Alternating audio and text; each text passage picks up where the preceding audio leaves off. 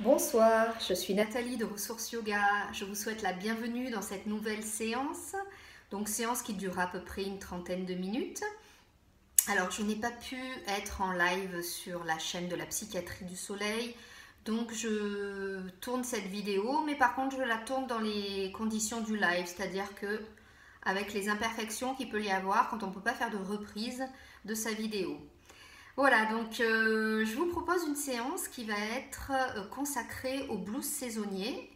Donc le blues saisonnier, c'est ce qui nous arrive, ce qui arrive à certaines personnes quand les jours commencent à perdre en luminosité.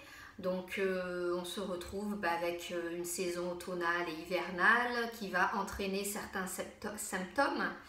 Donc, par exemple, on va avoir de plus en plus envie de manger sucré, des fringales, on va être fatigué, on va avoir du mal à se lever, on va avoir sommeil, et puis on aura le moral dans les chaussettes. Voilà, c'est ce qu'on appelle la dépression saisonnière, parce qu'elle est vraiment ciblée sur un temps donné, donc l'hiver, l'automne. Et en fait, cette dépression saisonnière, ce blues saisonnier, c'est plus joli. Et puis ça aussi, comment je pourrais dire, ça manifeste quand même de symptômes qui sont moins validants qu'une grosse dépression. Donc ce blues saisonnier, cette déprime saisonnière, elle est due en fait au manque de lumière. Donc le manque de lumière fait qu'il va y avoir un dérèglement au niveau de deux hormones, la mélatonine qui est impliquée dans notre sommeil et la sérotonine qui est l'hormone du moral, du bon moral, de la joie, de l'élan vital. Donc le manque de lumière va entraîner soit une surproduction pour ce qui est de la mélatonine, surproduction de cette hormone, donc d'où l'envie de dormir, surtout des envies diurnes de dormir. Et puis on a aussi donc la sérotonine qui elle va être en sous-production et du coup notre corps va réclamer des aliments sucrés. Voilà, donc pour lutter contre ce blues saisonnier, on va s'appuyer sur le yoga et sur certains de ses outils, donc notamment posture, respiration, méditation. Et on va donc au niveau postural utiliser des postures qui seront donc des inversions avec la tête en bas. Et puis on inversera aussi, ce sera les jambes qui seront en haut. Alors rassurez-vous, on ne va pas faire des choses acrobatiques, on fera voilà, des inversions qui sont assez simples et qui vont activer la sécrétion, enfin qui vont activer la glande pinéale. Voilà, donc au niveau des contre-indications, de manière générale, quand on fait des inversions, il ne faut pas avoir de glaucome, de gros problèmes oculaires, ça c'est vraiment la contre-indication majeure. Voilà, et puis en fonction, je vous indiquerai au fur et à mesure des postures, nous en verrons 3 principales. Donc je vous indiquerai les contre-indications et comment on peut adapter la posture également. Écoutez, je vous propose maintenant de démarrer notre séance et nous allons démarrer notre séance d'abord par un rappel de la respiration et ensuite par des échauffements. Alors, en ce qui concerne la respiration, donc je vous rappelle qu'en yoga, nous respirons avec la bouche fermée, tout se passe par le nez. Donc, on commence d'abord notre cycle de respiration par une expiration. D'abord, on vide pour ensuite pouvoir remplir avec l'inspiration. Donc, pour l'expiration, vous allez devoir mobiliser vos abdos, la partie transverse, abdos transverse, donc c'est sous le nombril. Vous allez devoir la mobiliser, c'est-à-dire pousser cette partie du bas du ventre contre votre dos et en même temps remonter votre périnée. Alors pour remonter le périnée, vous faites comme si vous reteniez d'aller aux toilettes, vraiment vous aspirez le périnée, voilà, et ça vous fait un verrou et ça protège vos organes. Donc une fois, c'est comme si vous aviez une gaine en fait. Sentez que vous avez une gaine. Vous expirez, donc vous chassez l'air. Et l'air qui ressort par le nez, la bouche reste fermée. Et quand vous arrivez au bout de l'expiration, donc l'air, vous poussez ensuite, vous remontez l'air. Voilà, c'est le diaphragme qui remonte et qui va libérer les poumons.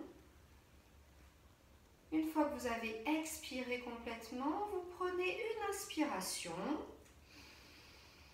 Allez, pour inspirer, je fais comme si je respirais le parfum d'une fleur. Toujours bouche fermée, je respire par le nez. Et puis, je vais avoir mon ventre qui va être rempli d'air comme une jarre. Voilà, mais n'exagérez pas ni l'inspiration en poussant trop le ventre vers l'avant, ni l'expiration en poussant trop vers l'arrière.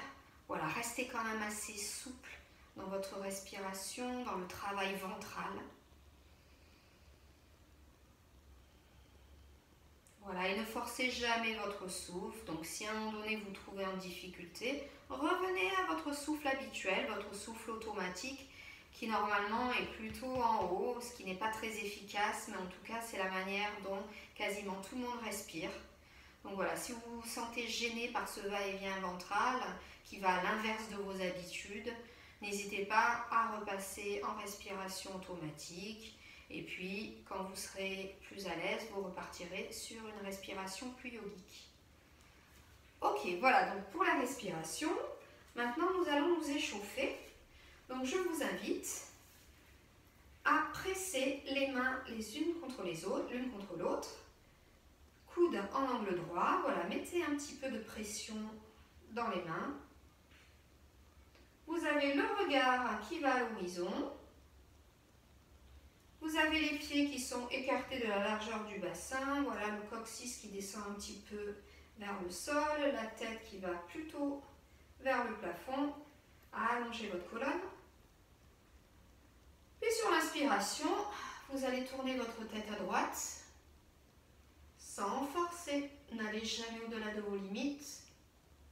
Sur l'expiration, vous ramenez au centre. Puis on fait pareil de l'autre côté. Inspire, tourne la tête à gauche. Expire, tourne la tête à droite. Voilà, si vous avez de l'arthrose, allez-y tranquillement.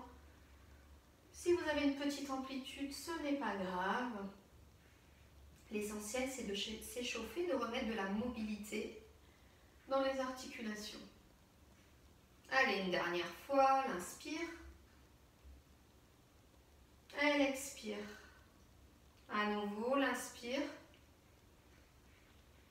Et l'expire. Allez, vous gardez les mains engagées, toujours décollées de votre buste, les coudes en angle droit. Et cette fois-ci, votre menton à l'inspire va se rapprocher de votre gorge. Allez, inspire, sans monter les épaules. Laissez vos épaules tranquilles. Puis je remonte et à l'expire, la tête qui part vers l'arrière. Allez, ouverture de gorge. Et j'expire, je reviens au centre, inspire, je descends. Expire, je reviens au centre. Inspire vers l'arrière. Expire, je reviens au centre. Et la dernière fois, inspire. Allez, prenez conscience de votre corps. Laissez le mental de côté. Expire vers l'arrière. Le but, c'est de pouvoir mettre vraiment de l'attention dans notre corps. Et j'expire. Ok. Alors, nous allons faire un petit exercice d'équilibre pour travailler les mollets. Donc, si vous avez des problèmes d'équilibre, n'hésitez pas soit à vous rapprocher d'un mur, vous appuierez au niveau d'un mur. Donc, vous pouvez être face au mur avec les deux mains qui seront contre le mur. Soit vous avez une chaise, vous déplacez la chaise devant vous. Vous avez le dossier qui est devant vous et vous appuyez sur la chaise.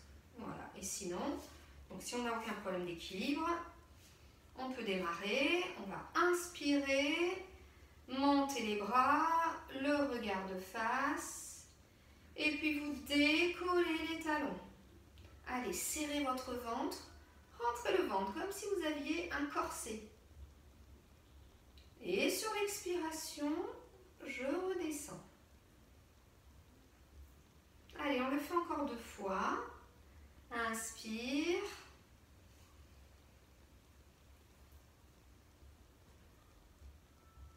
Expire. Allez, on essaye de coordonner.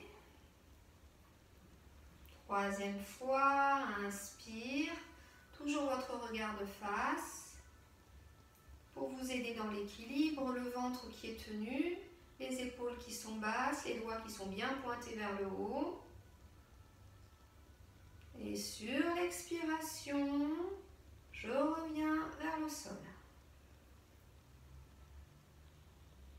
Ok, allez, on peut se dégourdir les jambes. Et on va faire donc notre première posture qui va venir stimuler la glande pinéale, l'activer. Donc c'est une posture avec la tête qui va venir en bas. Ça s'appelle Uttanasana, la posture de l'étirement intense. Donc vous pouvez garder les pieds écartés de la largeur du bassin. Voilà, vous allez neutraliser votre bassin. Donc on a tous une courbure, une lordose au niveau des lombaires. Donc on a les fessiers qui ressortent un petit peu, voire beaucoup pour certaines personnes. Donc là on va venir neutraliser le bassin. Donc on va basculer, rentrer les fessiers, mais pour autant gardez une neutralité, ne partez pas trop vers l'avant. Voilà. Et pour la posture que nous allons faire, si vous avez vraiment de gros problèmes de dos, surtout du bas du dos, évitez de la faire. Ou alors vraiment en version jambes très pliées, mais vraiment allez-y avec prudence. Voilà, après si c'est des petits problèmes de dos qui ne sont pas douloureux et qui ne sont pas très importants, vous pouvez faire la posture. Il y a donc un moyen de descendre et surtout de remonter tranquillement avec les genoux pliés qui va protéger votre dos, avec le ventre rentré aussi qui protégera votre dos. Allez, je vais inspirer. Les doigts vers le ciel, les épaules basses. Et puis avec un mouvement qui part du bassin, je pousse les fessiers vers l'arrière et je descends en angle droit. Donc si déjà là ça commence à être un petit peu raide pour vous, n'hésitez pas à plier les genoux. Vous répartissez bien la charge du corps dans l'ensemble des pieds, sans partir trop vers l'arrière ni trop vers l'avant. Et puis on va faire une pince debout, ça s'appelle aussi la pince debout. Donc vous allez venir essayer de rapprocher le ventre des cuisses. Voilà, et puis on peut attraper les coudes avec les mains opposées. Voilà, donc vous voyez, en fonction de vos possibilités, soit vous êtes très très souple, vous avez l'habitude de pratiquer du sport, soit vous êtes un peu plus rouillé et c'est pas un problème. À ce moment-là, vous pliez bien dans les genoux. Le but, c'est l'inversion de la tête. Allez, j'oxygène mon cerveau, un apport de sang frais, on active la glande, on clarifie nos pensées. Voilà, c'est très très bon contre le stress aussi, cette posture.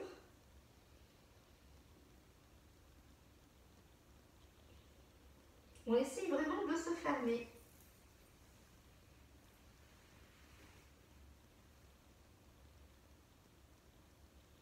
Allez, passez vos respirations. Donc une inspire, une expire. Même si votre ventre est gêné, c'est pas grave. Faites ce que vous pouvez.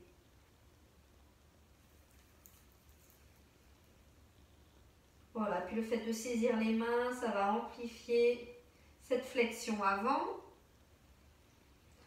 Et puis par contre, pour remonter, vous allez dérouler tranquillement vertèbre après vertèbre et c'est votre tête qui remontera en dernier. Donc allez-y très doucement, sinon vous aurez des vertiges. Allez, je remonte tranquillement, je protège mon dos, je rentre le ventre et puis je déroule mon dos. vertèbre après vertèbre.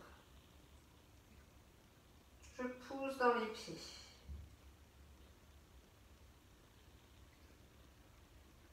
Et ma tête qui se redresse en dernier. Allez, je lâche les épaules.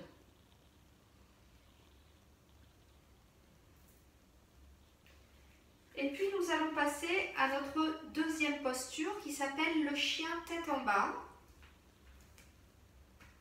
Donc pour prendre correctement cette posture, vous allez vous mettre à quatre pattes. Donc pour cette posture du chien tête en bas, à éviter si on a vraiment des syndromes au niveau des épaules qui sont très importants. Si vous avez le syndrome du canal carpien au niveau des poignets, voilà, comme on va appuyer sur les poignets et que les épaules seront engagées. Donc si vous avez vraiment des troubles importants à ce niveau-là, évitez la posture. Sinon, c'est une posture qui est géniale pour beaucoup de choses.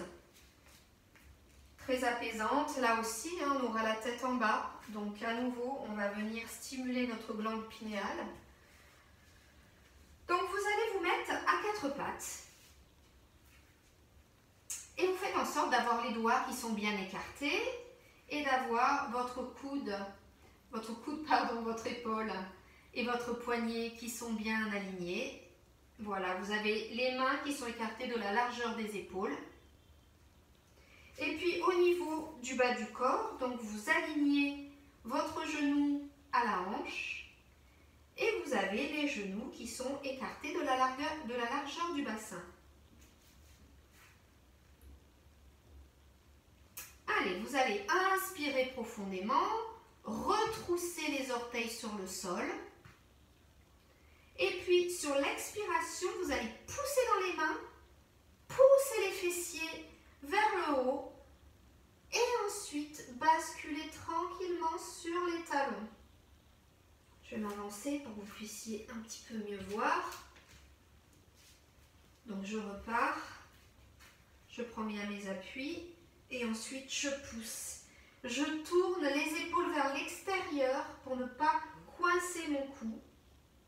Et si vous êtes en manque de souplesse, là aussi, vous n'hésitez pas à plier les jambes, plier les genoux.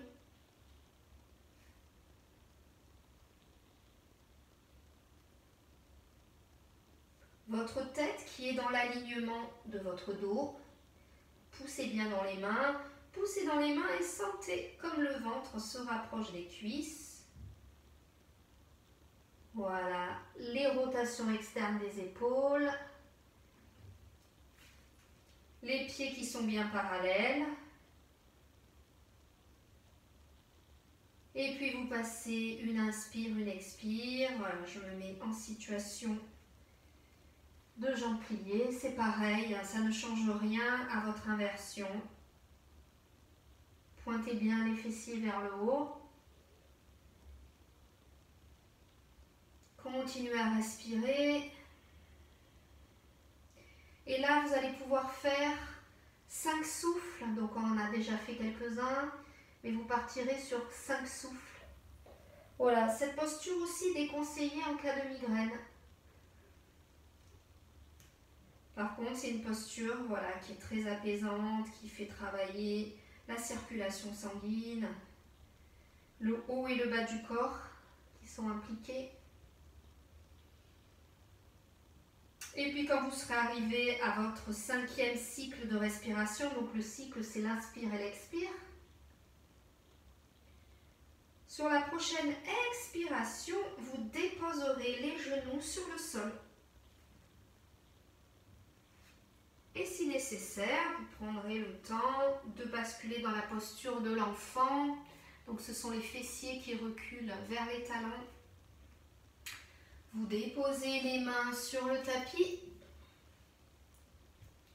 et vous déposez le front sur le tapis. Vous avez aussi une autre option, c'est de déposer un point sur l'autre. Voilà, vous écartez les coudes, vous déposez un point sur l'autre et ensuite vous pressez le front sur le point du dessus. Voilà, lâchez les épaules, laissez-les tomber sur le côté, les bras qui s'écartent. Et vous faites pression sur votre front. Allez, là aussi, on chasse le stress. On se détend. Et on continue à respirer.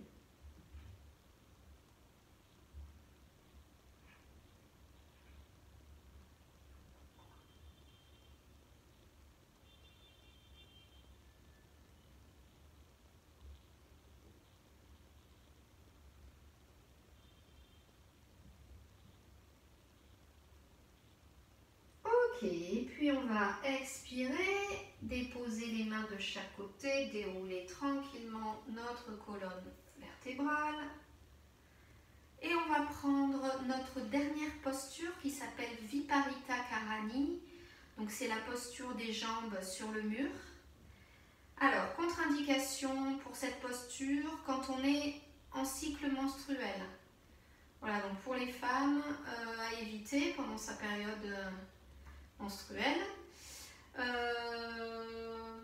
Ensuite, on a les problèmes cardiaques qui peuvent être une contre-indication à cette posture. Voilà, sinon la posture est très très bonne pour les problèmes de dos. C'est une posture qui est ultra apaisante. C'est une posture aussi qui donc fait travailler la circulation sanguine et fait travailler la lymphe. Donc pour le système immunitaire, c'est une très bonne posture. Voilà, donc encore plein de bienfaits avec cette posture. Alors pour prendre la posture, il faut que vous ayez un mur, voire éventuellement une porte vitrée, mais enfin ce serait quand même mieux un mur. Et vous allez donc d'abord commencer par vous asseoir sur le côté, et puis rapprocher au maximum vos fessiers du mur. Ensuite, j'essaye de bien me placer pour qu'après, lorsque je pivoterai, vous puissiez bien me voir. Donc je vais ensuite monter les jambes, pivoter, et je vais faire en sorte de garder les fessiers contre le mur. Ça c'est mon petit poil de chat. Voilà, et puis j'ai les mains qui sont écartées en croix. Et je vais rester comme ça pendant quelques minutes. Si jamais vous deviez ressentir des picotements au niveau du pied, à ce moment-là, vous quittez la posture, vous remettez les genoux vers vous, puis vous basculez tranquillement sur le côté.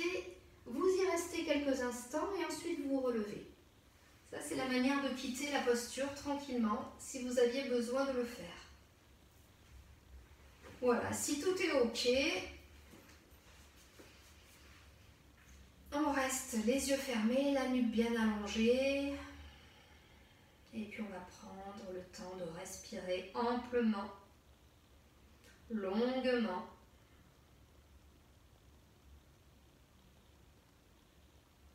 Doucement.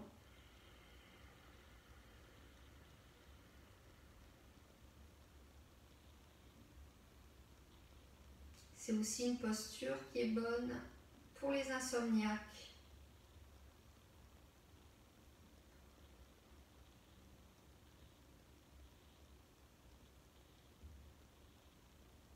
Voilà, donc celle-là, vous la ferez plutôt le soir. Donc on peut avoir besoin de s'énergiser le matin, surtout si on a du mal à se lever avec le blues saisonnier. Et le soir, on peut avoir aussi besoin de se détendre, de se déstresser.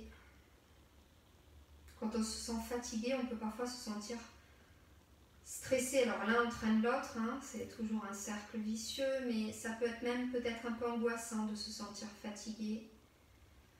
Donc voilà, faites cette posture de détente, puis qui va quand même un petit peu vous ragaillardir.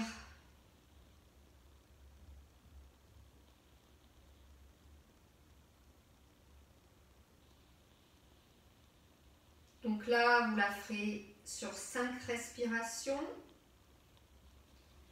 Et quand vous aurez fini, vous ramenez les genoux vers vous. Vous basculez tranquillement sur le côté. Puis avec le bras du dessus, vous amenez la main sur votre tapis. Vous allez rester quelques instants comme ça. Voilà, ne précipitez pas le retour.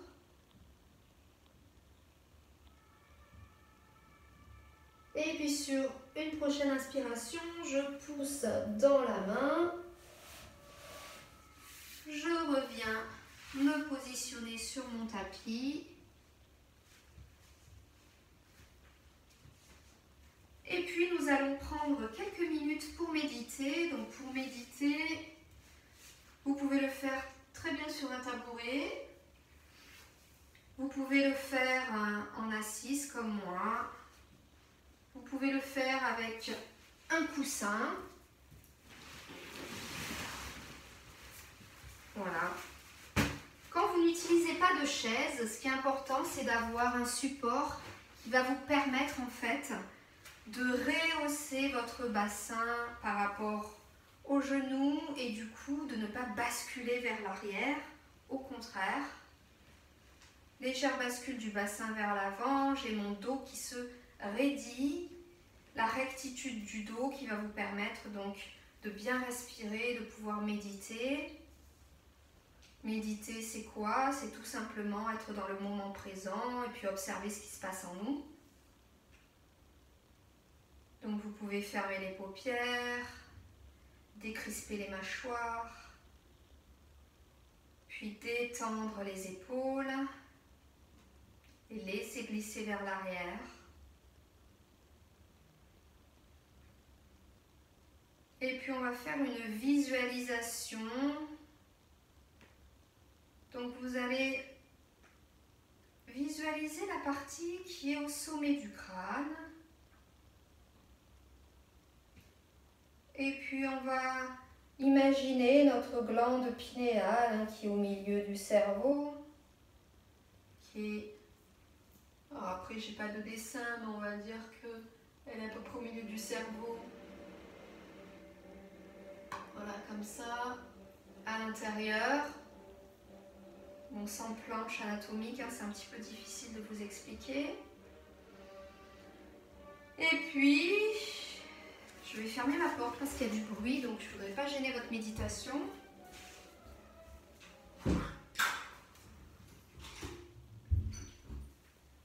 Voilà, donc continuez à respirer. Continuez à imaginer, donc la glande pinéale, ça ressemble à un petit pignon de pin. Vous pouvez être assis en tailleur. Voilà. Et donc, vous allez imaginer la glande pinéale.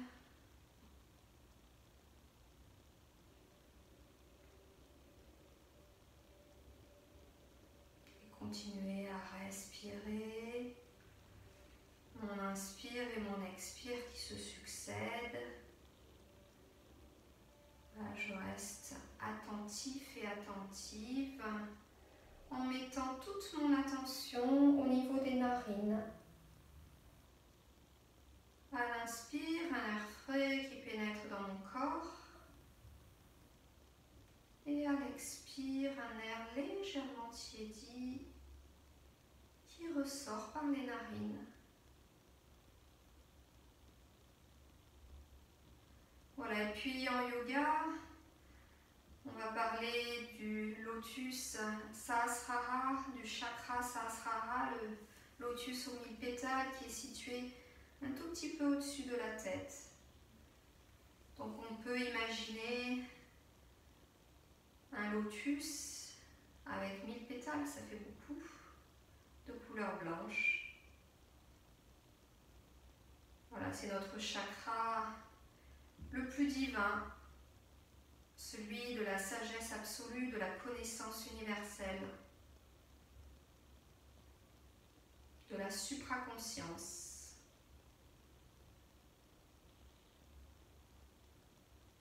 Voilà, et on peut tout simplement imaginer ce lotus, cette douce couleur blanche,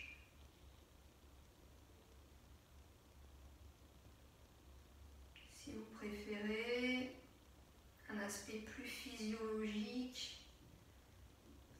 glande pinéale qu'on appelle aussi l'épiphyse. Voilà ce petit pignon de pin qui a tant de pouvoir, tant de puissance. Hein. Avec cette régulation d'hormones indispensable à notre équilibre.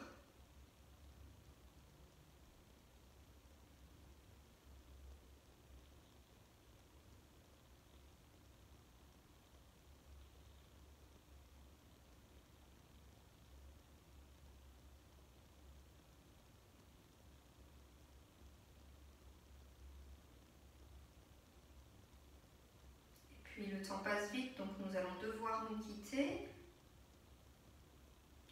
Je vous invite à ouvrir les paupières.